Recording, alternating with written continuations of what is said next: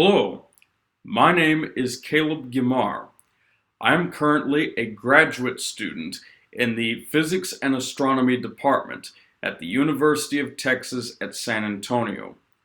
For this year's Lunar and Small Bodies Graduate Forum, I will be discussing my research into the far-ultraviolet photometric characteristics of JSC-1A lunar regolith simulant.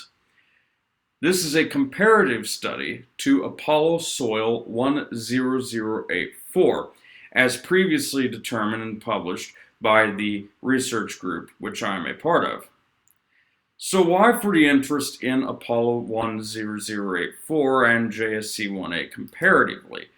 Well, it actually has to do with the fact that the research group that I'm a part of, including myself, would really like to be able to have a different substance to use in our far ultraviolet photometric studies. There's not an awful lot of Apollo soil available to us, or anyone for that matter. Therefore, it really would be great if JSC-1A could be used here, especially as we move into studies where we want to dose these samples with water, cool them down to an extremely cool temperature, simulating the permanently shadowed regions on the lunar surface where it is thought that there are significant quantities of ice. Additionally, this gives a great opportunity to investigate the effects of space weathering on the far ultraviolet reflectance of these planetary materials. JSC-1A is not space weathered, and it lacks nanophase iron and agglutinates. Compare this to the Apollo 10084, which does, and you may find something very interesting in terms of differences caused by the space weathering. Now, JSC-1A is intended as a lunar Marre soil simulant. However, there is a little bit of a catch to this. If you look at the plot on the left-hand side of this slide, I have shown the chemical constituents, the major ones, for various Apollo soils, including 10084 and the JSC-1A simulant.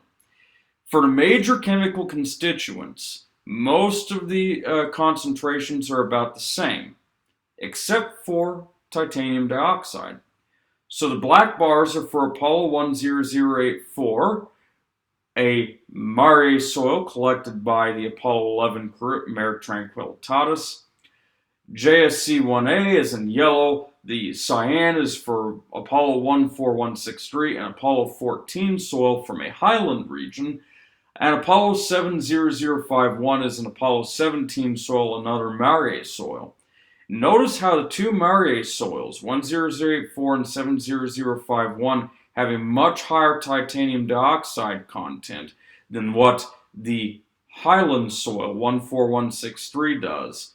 And notice that the JSC-1A is much more similar to the 14163, the highland soil. So even though it's advertised as being a Marre soil simulant, and there's many parts of it that make it very similar to a Marre soil, it is in many ways more similar to a highland soil. Can this difference in titanium dioxide content have an effect on the FUV reflectance? Maybe. However, it is known that the nanophase iron visibly darkens these Apollo soils. So it is more likely that the space weathering aspects like nanophase iron and agglutinates have a greater effect than what these chemical differences do. Nonetheless, further studies within this work that is ongoing will investigate the possibility of these differences. Additionally, this study has given the opportunity to investigate if grain size has an effect on far ultraviolet reflectance. So the image on the right-hand side of this slide shows an unsieved JSC-1A sample, and then the various sieved JSC-1A samples that we have produced by running JSC-1A through a series of sieves. These categories are sub 38 micrometer, which has a very bright appearance to it, to the 4553 micrometer, a little bit darker appearance, 75106 micrometer, even darker after that, and then the darkest at greater than 150 micrometer. This is very interesting. This implies that in the visual spectrum, just qualitatively, there is a dependence on grain size in terms of the reflectance. However, does that actually go forward into the far ultraviolet quantitatively? And that's what part of this study has aimed to find out. So to characterize the far ultraviolet bidirectional reflectance of these samples, we use a very special set of instrumentation called the Southwest Ultraviolet Reflectance Chamber, the SWIRC, as it's known for short, here in San Antonio. This is an ultra-high vacuum chamber. It gets down in the main chamber to about 5 times 10 to the negative 8 torr in that neighborhood, so very, very high vacuum. Attached to the chamber is a deuterium lamp that shines onto a grating and a monochromator so that we can tune the light to a very specific far ultraviolet wavelength. These schematics over on the right-hand side show the assortment of everything within the chamber.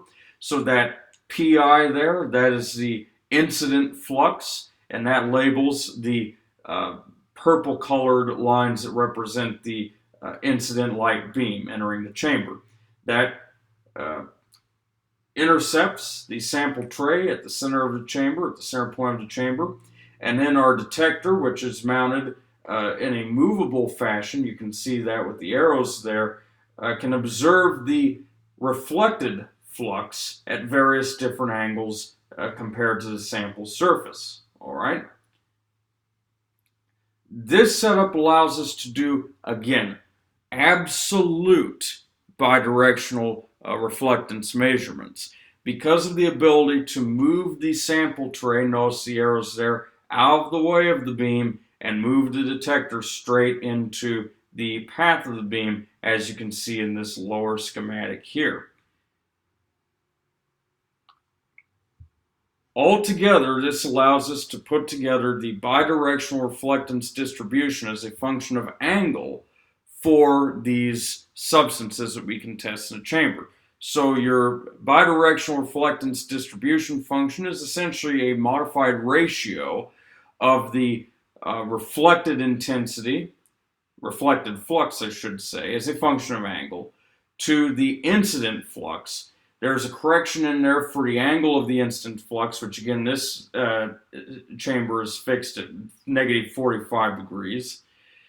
And then, of course, the collecting area of our channeltron detector, which is marked by theta d. The phase angle is the angle of the incident light away from the zenith, plus the angle at which the detector is observing the reflected flux. That phase angle has been varied from 0 degrees to 135 degrees in these data sets that we've obtained here.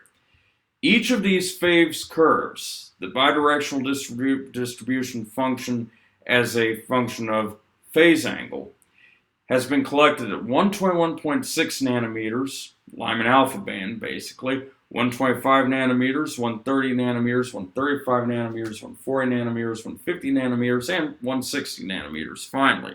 So we have a very wide range in the far ultraviolet there that is presented.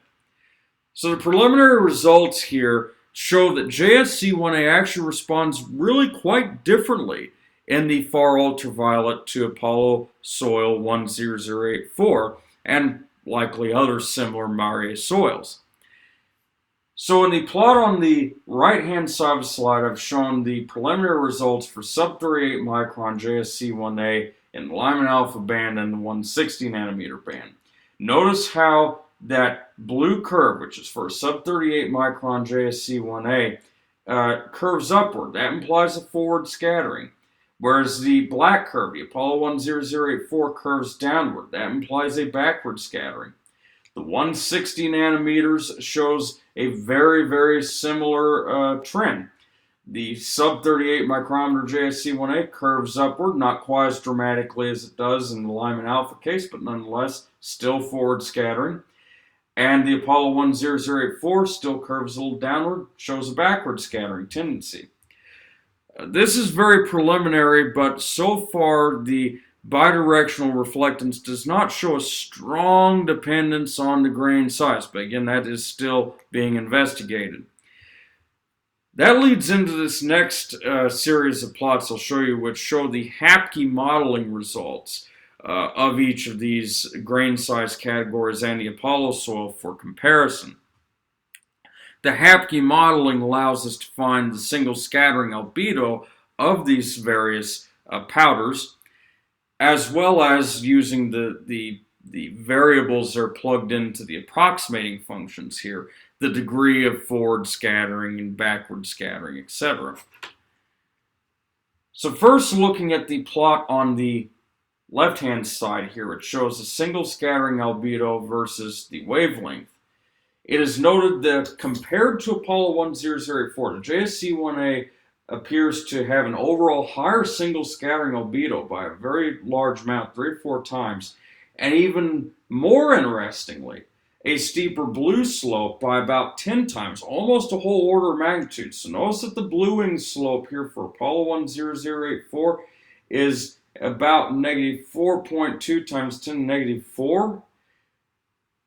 For the 7506 micrometer JSC-1A sample, negative 3.9 times 10 to the negative 3. So almost a whole order of magnitude difference there.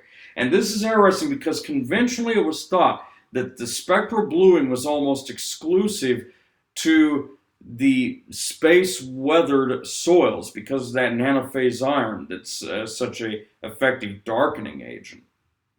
However, as we've noted here, this JSC-1A has a much more dramatic spectral bluing than what the Apollo soil does. So not only is it not exclusive to the Apollo soil, but also it's actually in some ways more pronounced in the terrestrial-based JSC-1A, which is very, very interesting. Looking in the plot on the right-hand side here, these show the quote-unquote C and B factors that are plugged into the Henne-Greenstein approximating function used in the Hapke modeling. A higher C value represents backward scattering, a lower C value represents forward scattering. So notice how all of those positive C values are those diamonds there. That's all Apollo 10084 points.